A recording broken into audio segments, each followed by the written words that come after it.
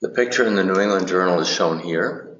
It concerns a 60-year-old woman who presented to the eye clinic with central blind spots in both visual fields. She's had rheumatoid arthritis and has been treated with hydrochloroquine for 14 years. And we're asked, what is it? The first striking thing is that it's perfectly bilaterally symmetrical, and it involves the macular area of the eye, and that would explain central blind spots. Now, rheumatoid arthritis doesn't cause macular or retinal degeneration to my knowledge. Type 2 diabetes looks entirely different than this picture, with microaneurysms and various forms of exudates, etc. Bardet-Biedl syndrome causes retinitis pigmentosa. That's not the case here. And with a history of 14 years of a retina toxic agent, I think that hydrochloroquine toxicity would be a good bet. And that is indeed what this looks like. Bullseye maculopathy, both eyes. And if we look at that, the drug blocks the attachment of autophagosomes to lysosomes that eventually results in these eye changes. And if you treat patients with hydrochloroquine, they should be sent to an ophthalmologist at regular intervals to look for this possible toxicity. Bardet-Biedl syndrome causes retinitis pigmentosa. This is a ciliopathy, and these poor patients usually have morbid obesity.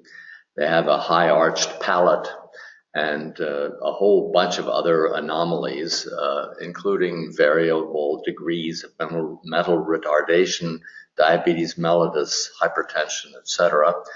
But that condition looks entirely different. The first topic in the New England Journal this week was electrocardioversion for atrial fibrillation. And generally, this is a relatively routine procedure done in many emergency rooms. It requires the presence of an anesthesiologist for a short episode of anesthesia. And then the amount of shock that's delivered to these patients is usually very little, 25 watt seconds or something of this order. However, this procedure can cause problems. And the study here, it concerns patients that have developed, generally, not always, but generally a first episode of atrial fibrillation that show up in the emergency room.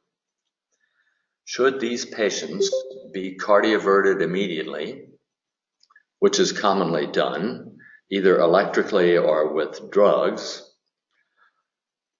or should they receive rate control and be sent home to be followed up shortly thereafter, because the majority of these patients will convert to sinus rhythm on their own. And that hypothesis was tested.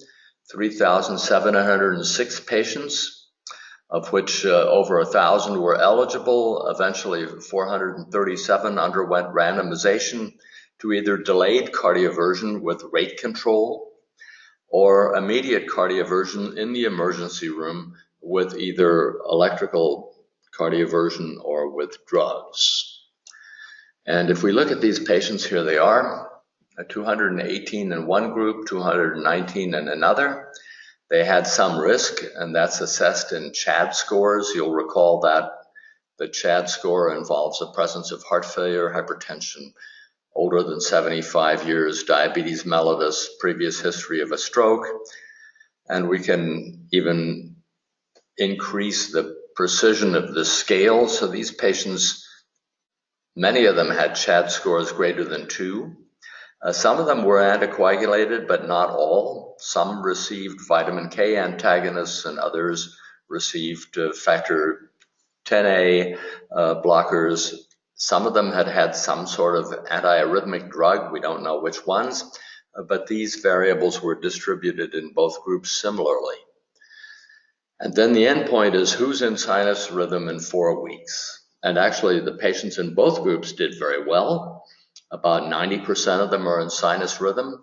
Whether they were cardioverted immediately, or whether they enjoyed delayed cardioversion within the following 3 days. And what we see here is that the patients that were cardioverted immediately, some of them converted themselves. Others received an electrical shock, and a large proportion received flecainide, which converted them within the emergency room.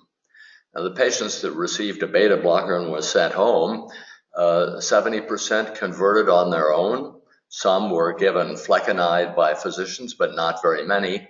And a smaller proportion of them were electrically cardioverted 2 to 3 days later. And the statistic for non-inferiority of waiting is shown here, and waiting was no worse than immediate cardioversion. If we look at complications, were few in both groups, some, but no difference between the two groups.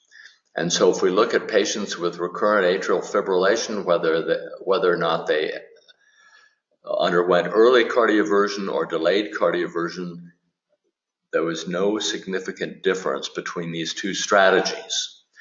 So the authors conclude that a wait-and-see approach, since a large number of patients convert on their own anyway, is no worse than going to the trouble to cardiovert most of these patients or all of them in the emergency room immediately. And the time spent in the emergency room, there was a little bit of time saved by just sending the patients home on a beta blocker, but the difference between the time intervals between these two strategies was not great. So that almost all of the patients in the delayed cardioversion group were discharged home after the administration of a rate control medication, regardless of conversion to sinus rhythm. The next topic in the New England Journal involves X-linked severe combined immunodeficiency. This is a complicated genetic disease, and it involves mutations in the IL-2 receptor gamma subunit. And when this receptor is mutated, then there's a deficiency in the production of T cells, but also B cells, so that basically not only is T cell immunity impaired, but also the production of antibodies is markedly diminished. And these poor children with this severe combined immunodeficiency have to live inside a bubble, or they will become infected with something, and the condition is generally lethal. Now, the strategy to treat these patients has relied on allogeneic bone marrow transplantation, and more recently, the idea has been put forward that perhaps we could take bone marrow out of these patients, reprogram the cells with certain transcription factors to make pluripotent stem cells, correct the mutation within these stem cells, and several techniques can be used to do this, TALENs or now CRISPR-Cas9, to repair the mutation in the IL-2 receptor gamma subunit, and then give these cells back to the patients to provide some sort of a reasonable treatment. And this strategy has already been tried. It results in correction of the T cell deficit, but not necessarily the B cell deficit. So in this study, the investigators hypothesized that the basic strategy to repair these progenitor cells is a good one, but in order to enable the reconstitution also of B cell function, that perhaps a low exposure busulfan strategy could be applied that would facilitate reconstitution also of B cell function. Exactly how they came to that conclusion, I'm not certain, but perhaps experts, hematologists could inform us accordingly. So these patients received 1 to 2 daily doses of busulfan intravenously to target a cumulative area under the curve of 22 milligrams per hour per liter. This is less of a dose than is usually applied when busulfan is used to treat malignancies. So we see here 8 patients that were treated, and we see their mutations in their IL-2 receptor gamma subunit, and there were various mutations that were present here.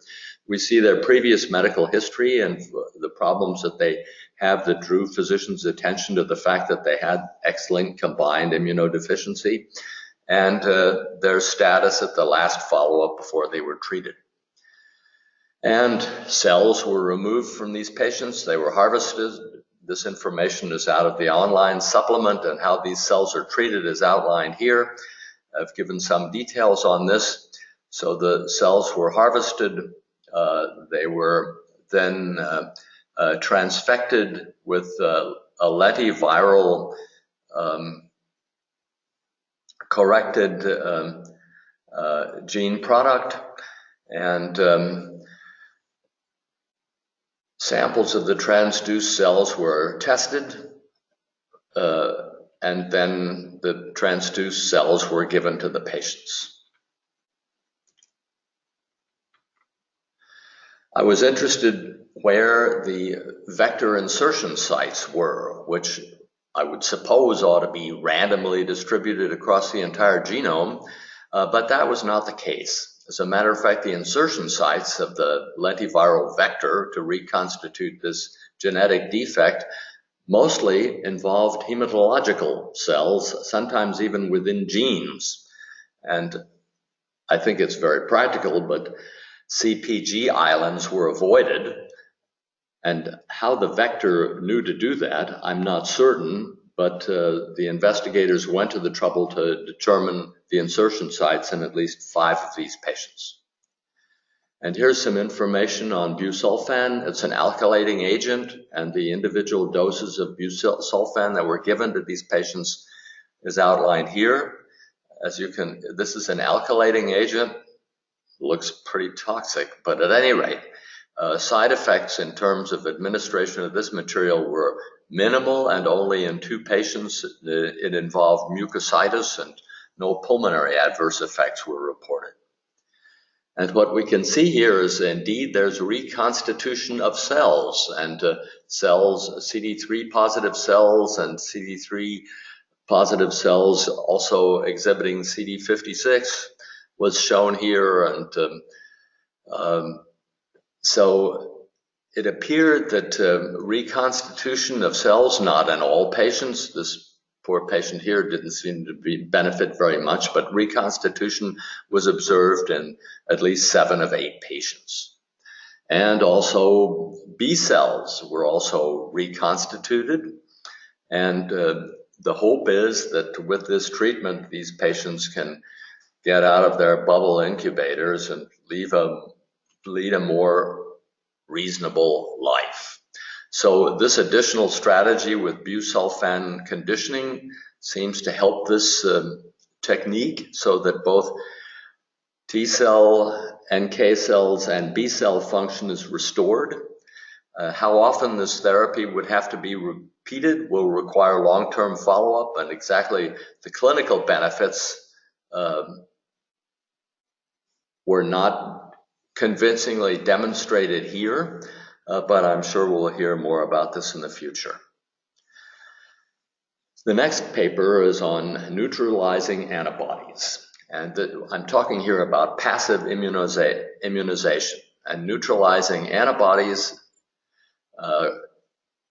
can neutralize toxins or invading organisms or viruses, and this strategy is not a new one. And here's an example of diphtheria antitoxin produced in horses in 1891, if I can read this properly. So this strategy has been around for a long time. It can also be utilized as a strategy against viral invasion, and you see an example of a virus here that's incorporated into cells and then releases its RNA to do its evil things. And with a neutralizing antibody, perhaps this could be combated. So this idea has been around for a long time, and there are numerous examples on the administration of neutralizing antibodies therapeutically. Now, in this particular paper, a neutralizing antibody was developed against HIV. And the idea here is to block the binding site of HIV virus to CD4 T cells. This antibody blocks the virus binding site on human CD4 T cells. And what was done in this study is patients with HIV that were adequately controlled so that they had less than 20 viral copies were offered this treatment. And the idea is to see if these patients could be treated with these passive antibodies rather than continuing their antiretroviral therapy indefinitely. So there were two cohorts of patients treated in this phase 2 study, basically. And in the first cohort,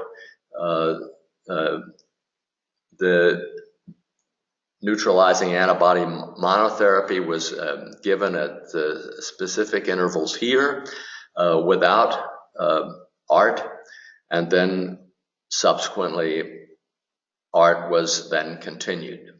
And in the second cohort, basically the same strategy was applied.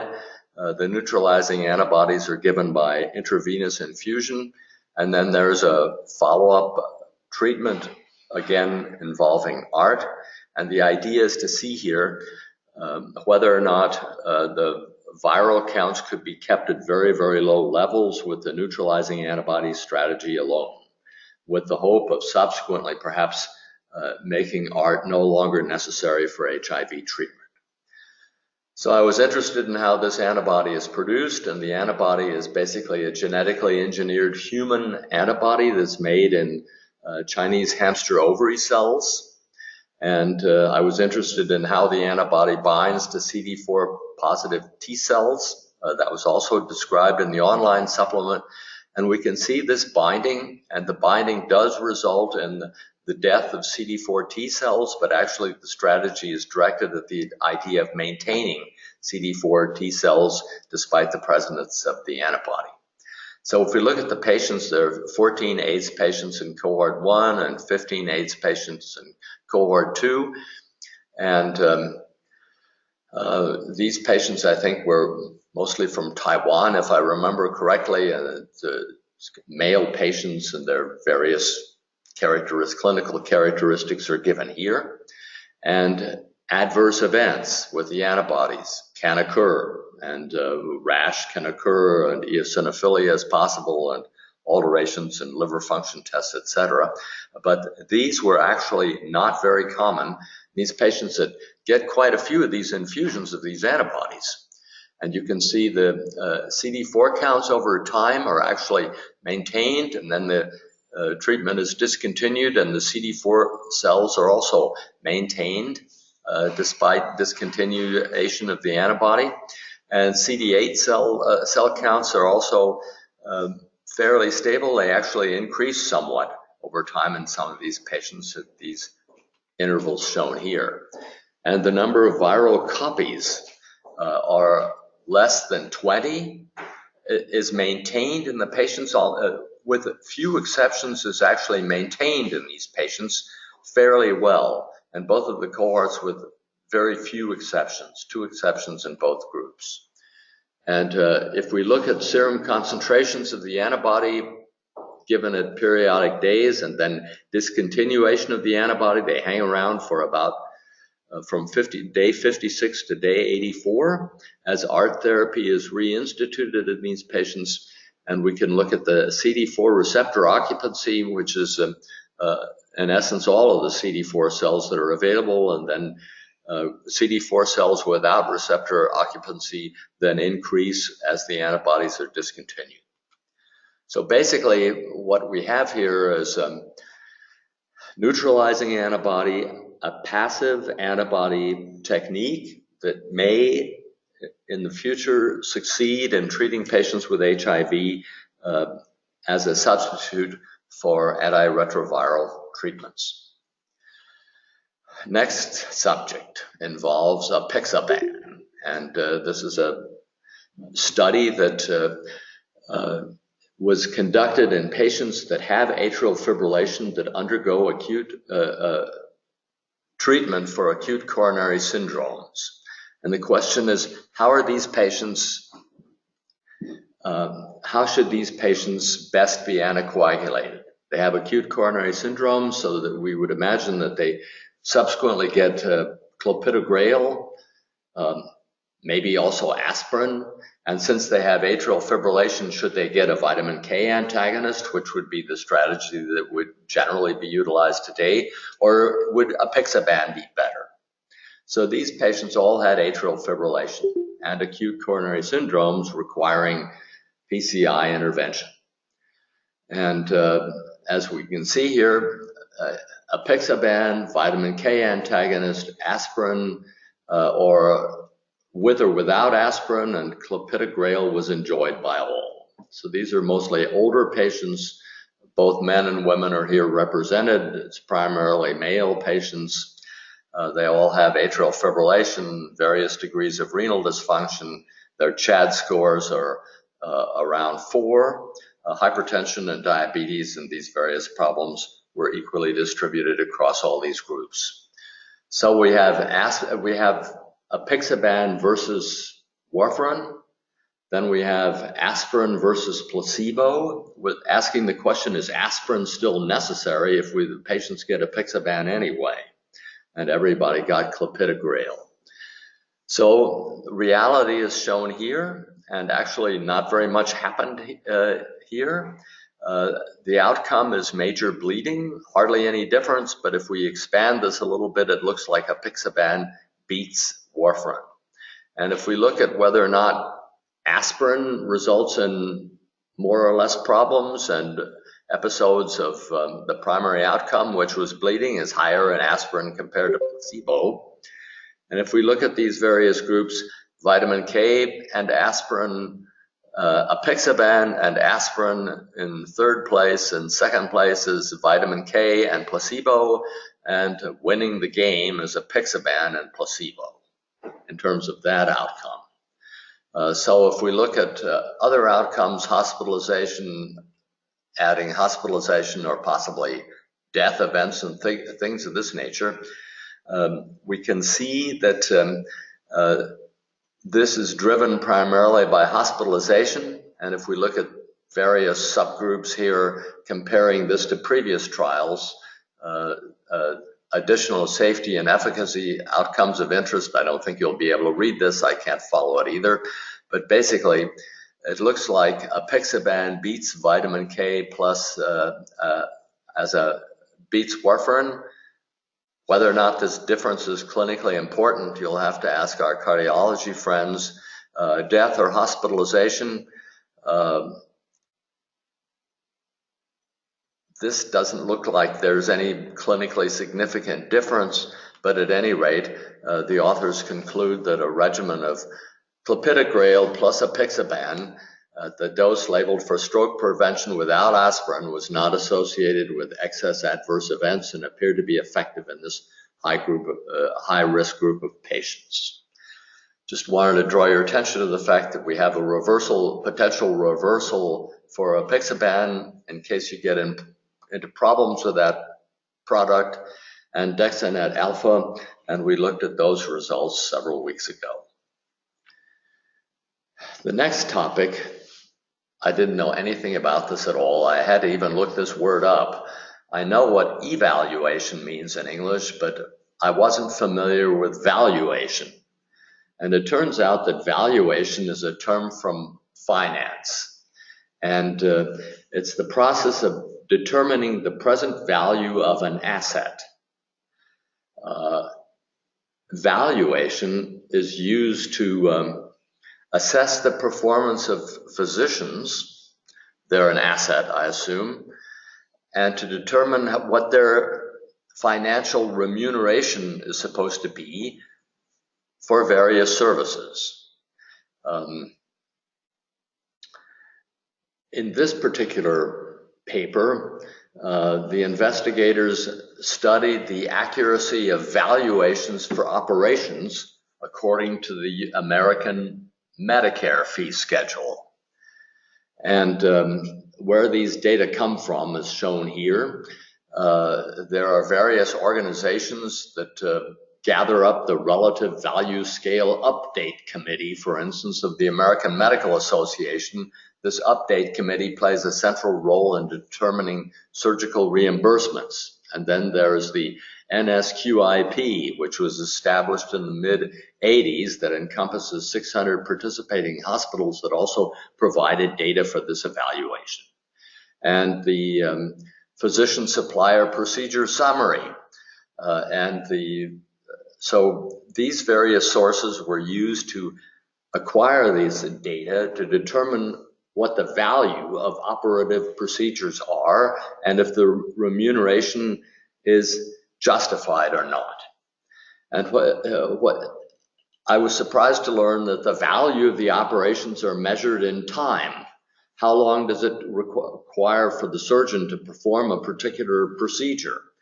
And we look at benchmark time compared to the RUC time estimates shown here, and we see a strong direct correlation, but there is substantial variability, and the larger these circles are, the greater the amount of data that was utilized to make these assessments. And we can see that there is variance from these data. And if we look at, so we're measuring how long an operation took, and apparently the surgeons are paid by the hour, and how that is associated with the technical difficulty of doing a certain procedure, I'm not certain, but I would imagine that the more difficult procedures take a longer period of time. But we can see here is that in some of these procedures, there's a discrepancy as a percent of service time, and sometimes this discrepancy is greater than 50%. So red is the total discrepancy, dark is the discrepancy due to temporal changes, and gray is the discrepancy in terms of these RUC time estimates. Don't understand all of this either, but it looks like the orthopedic surgeons and urologists do the best. They are overpaid according to these estimates, whereas these other surgical specialties in terms of their time investment are underpaid. I'm not aware of any surgical specialties going hungry, but apparently the accuracy of this assessment favors orthopedists and urologists compared to other surgical specialties.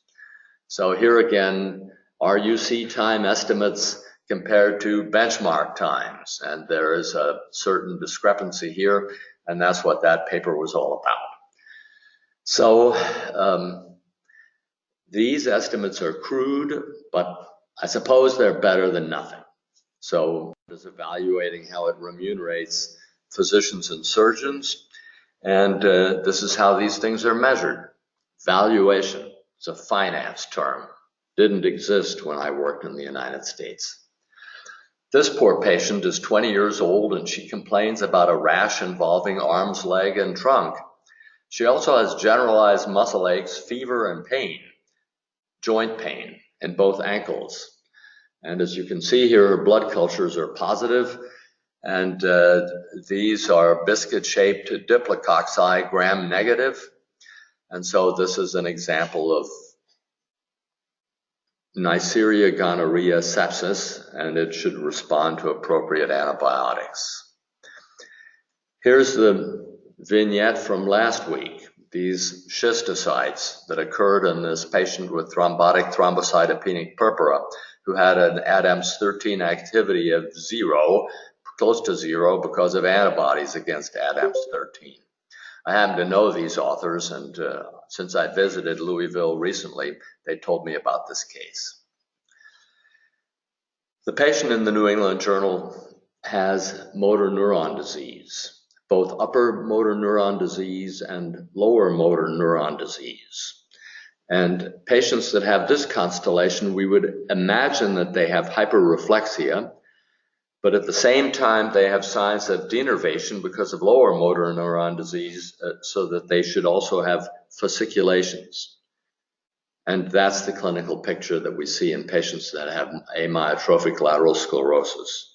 So I just thought I'd just mention that up front so that we're all on the same page in this particular clinical problem, this very regrettable clinical problem. So upper motor neurons are up here, and lower motor neurons then feed the muscles, and these patients have involvement of both upper and lower motor neurons, so they should exhibit some hyperreflexia, and at the same time muscle fasciculations because of denervation.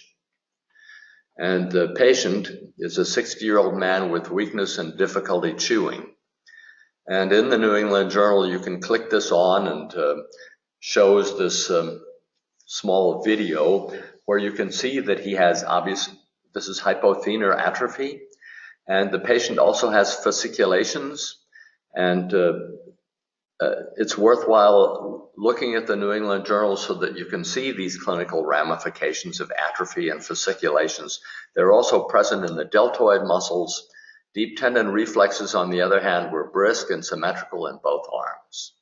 So this patient actually shows up with difficulty chewing, and he doesn't have tongue fasciculations, which are also classic, but he didn't have those. But he had fasciculations in other muscle groups. So he's examined.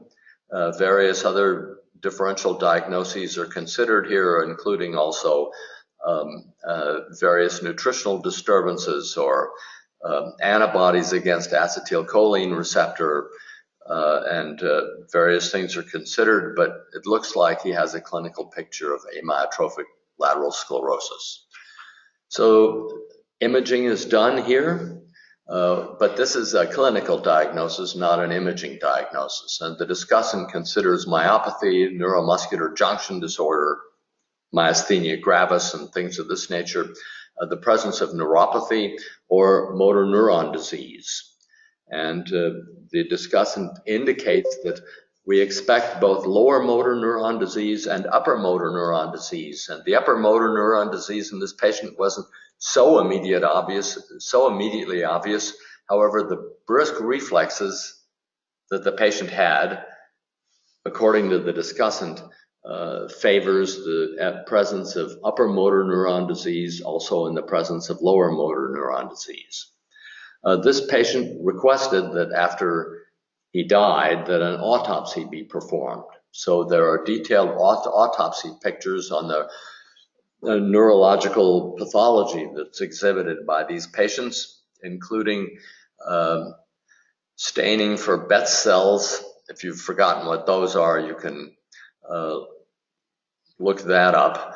And so there's a detailed discussion and description of the neuropathology that's seen in patients with amyotrophic lateral sclerosis. In the Lancet, we review the role of beta blockers in patients with hepatic cirrhosis. You may recall that beta blockers were given to patients with cirrhosis with the idea that it would inhibit the development of variceal bleeding. That proved disappointing, so that the use of non-specific beta blocker therapy and pre-primary prophylaxis of variceal bleeding is currently not indicated. But in this randomized trial, the primary endpoint was cirrhotic decompensation, defined with the development of progressive ascites rather than variceal bleeding. And I never really considered that endpoint, but the investigators considered the possibility that beta blockers might reduce portal pressure, which should protect from variceal bleeding, but would also protect from the development of ascites. So that was basically the endpoint in this randomized controlled trial. So these patients underwent a 1-to-1 allocation, and we can look at them here. Mostly men, mostly problems with alcohol, although hepatitis C involved most of these patients, actually 58 to 54% in both groups. And this is a potentially curable cause that should no longer result in cirrhosis. But there were some alcoholic patients here also. Non-alcoholic steatosis hepatis was also represented, quite a few diabetics, hypertension. Their child Pew classes, classification is given here. And at any rate, the randomization worked, and the clinical characteristics were present in both groups, similar in both groups. And what we see here is the progression, particularly of the ascites endpoint, was substantially less in the beta blocker treated groups, and this was propranolol was given to these patients, compared to the group that got placebo. So it looks like the administration of this simple, inexpensive therapy should help diminish the progression of the complications that are associated with cirrhosis. And the ascites endpoint, 20% in the placebo group compared to 9% in the beta blocker group, is what drove the positive results in this trial. So this double-blind randomized trial is the first study showing that long-term treatment with a non-specific beta blocker decreases the risk of clinical decompensation or liver-related death by a substantial margin. The next topic in the Lancet is acute angle closure glaucoma. And last week we discussed open angle glaucoma treated with a laser treatment involving the trabecular network.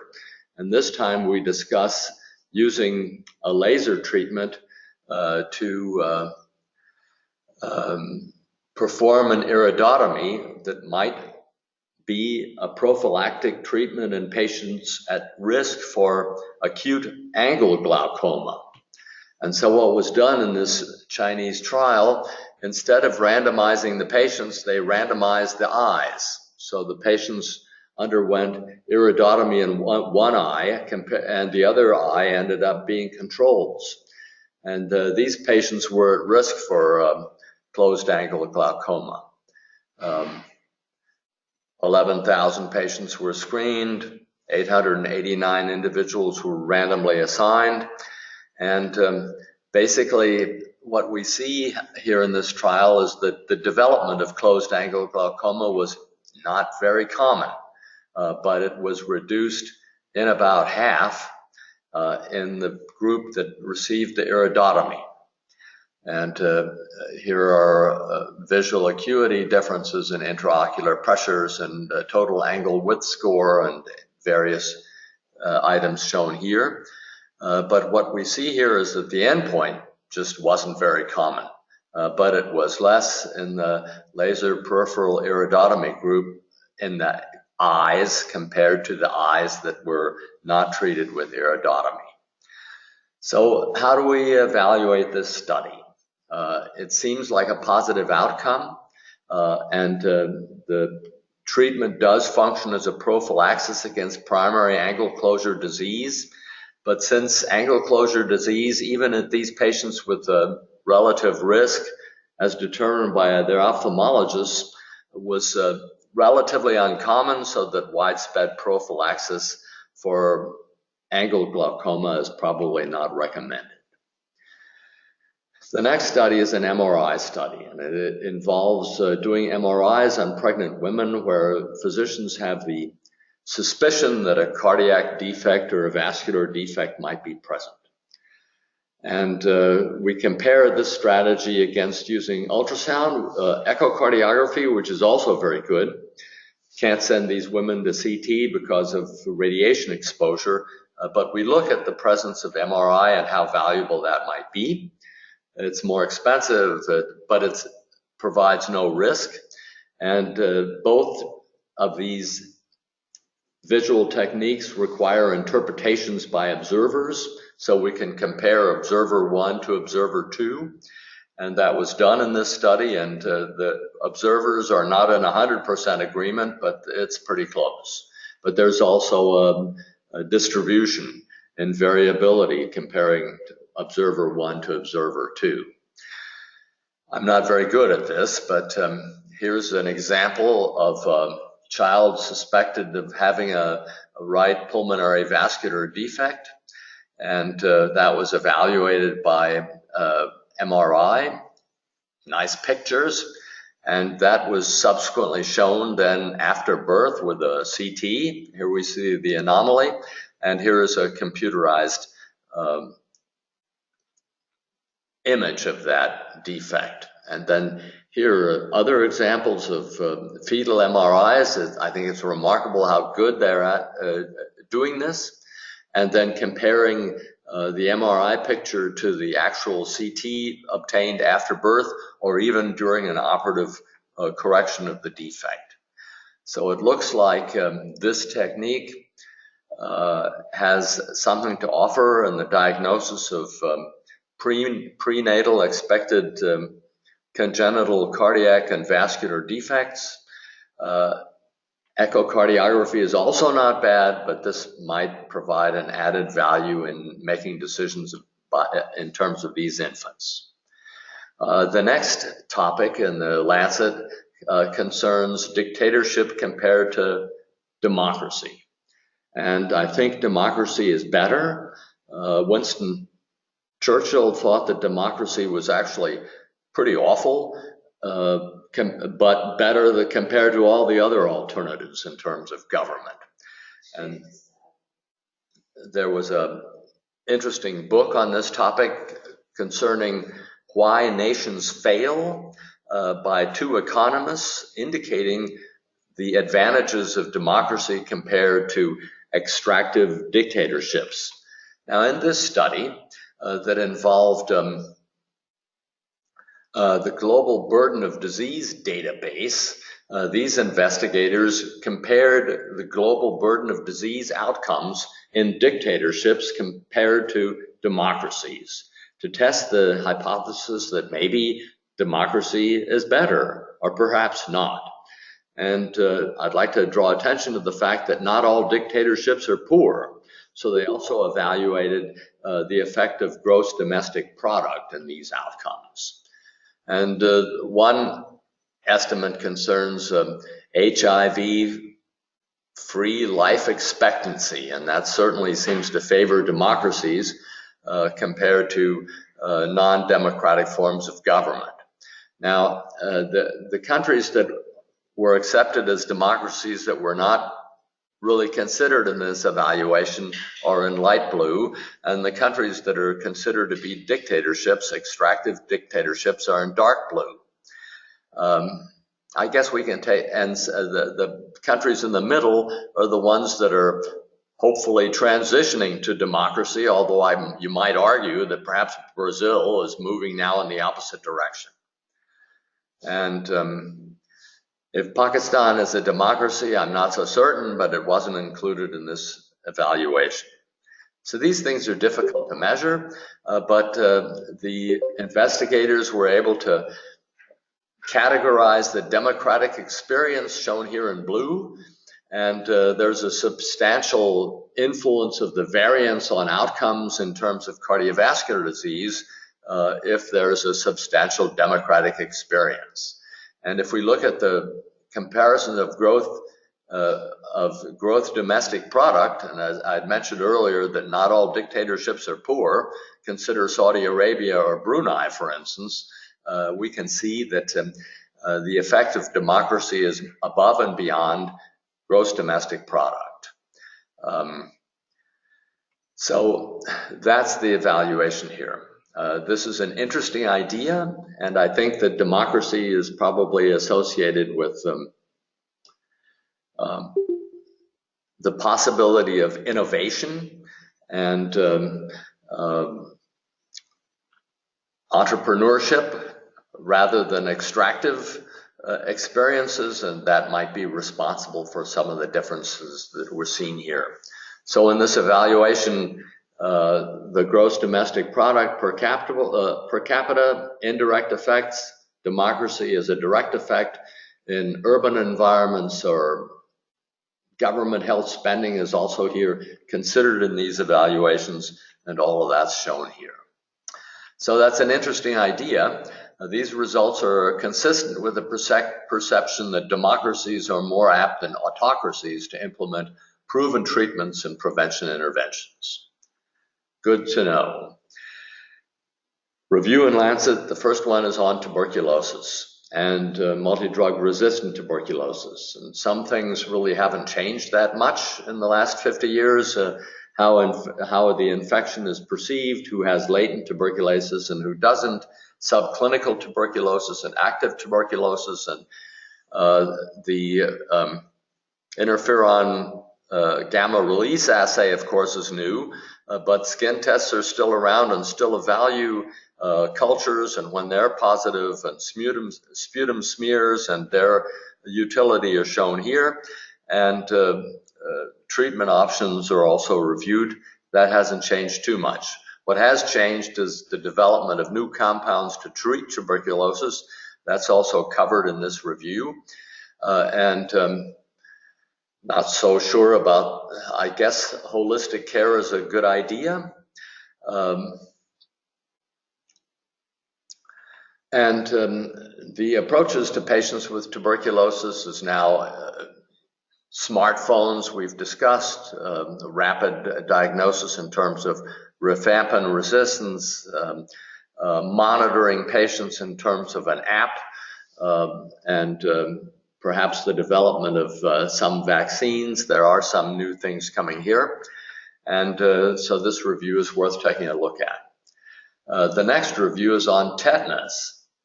I've seen one case, and since we have an effective vaccine against these two toxins that are produced by Clostridia that result in tetanus, I thought this problem wasn't an issue anymore. But with resistance to vaccination, I mean, tetanus toxoid is terrific. In World War II, all draftees in the United States were immediately treated with tetanus toxoid. The number of tetanus cases in the U.S. Armed Forces in World War II was 0. In Germany, that wasn't the case, and there were thousands of cases of tetanus. So this tetanus toxoid is extremely effective, and so tetanus shouldn't really exist. There are two toxins that one of them is tetanospasmin that results in the musculoskeletal characteristics of tetanus, and the second toxin is cardiotoxic. All of this can be avoided. So how do we treat tetanus? Basically poorly, and clinical tetanus is a major intensive care problem when it occurs, and this young patient looks like he's smiling, but this is actually what we call rhesus sardonicus, and a better illustration of this is shown here from the 19th century, clinical aspects of patients exhibiting tetanus. Then there was a report in the Lancet on kidney size in response to infection, as shown by CT, and the patient that I'm going to show you in the moment had a kidney that increased in size and then decreased in size, and also showed signs of gas. And here's the left kidney compared to the right kidney, and we see gas within this kidney, and this is a surgical emergency, and this patient underwent nephrectomy.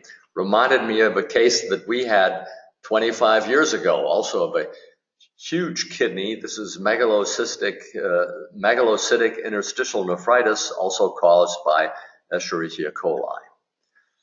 Then I'm going to stop with this clinical problem that was presented in the New England Journal, and I'm not absolutely certain what's going on here, but the case involves a 54-year-old alcoholic man who has been consuming 0.5 to 1 gallon of vodka a day, which is also remarkable.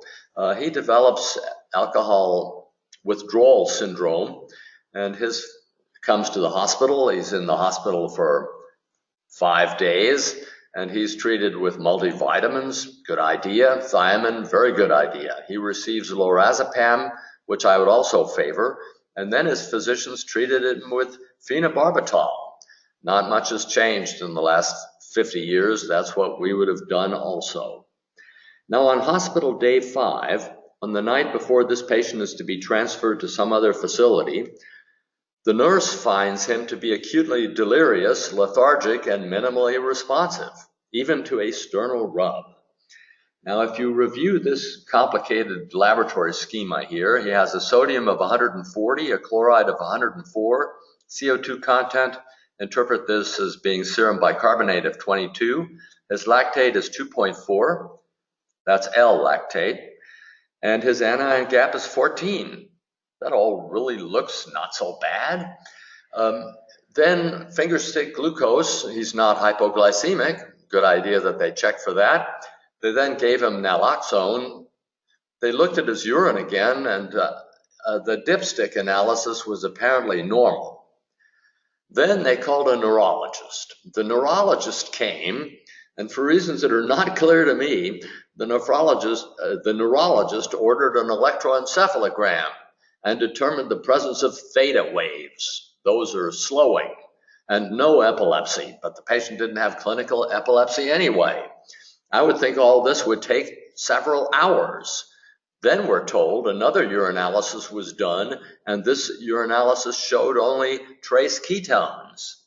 So if we look at this laboratory business here, if I can